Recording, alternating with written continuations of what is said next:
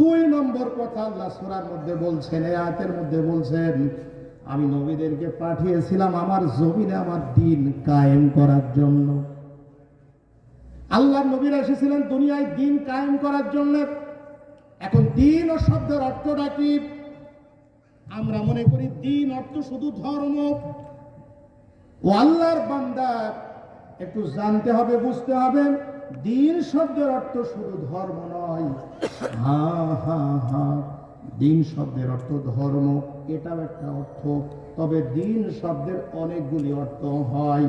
দ্বীন অর্থ ধর্ম, দ্বীন অর্থ কিয়ামত, দ্বীন অর্থ আদর্শ, দ্বীন অর্থ রাষ্ট্রীয় ব্যবস্থা, দ্বীন অর্থ সংবিধান। প্রত্যেকটা কথার দলিল কোরআন থেকে দেওয়া যাবে। দ্বীন শব্দের অর্থ যে ধর্ম, দলিল লা ইকরাহা ফিদ্দীন। ইকরাহা ফিদ্দীন, এই দিন শব্দের অর্থ হলো ধর্ম। আল্লাহ বলছে ধর্মের ব্যাপারে কোনো বাড়াবাড়ি নাই। তাহলে দ্বীন শব্দের অর্থ ধর্ম, এটা ক্লিয়ার। আমরা যা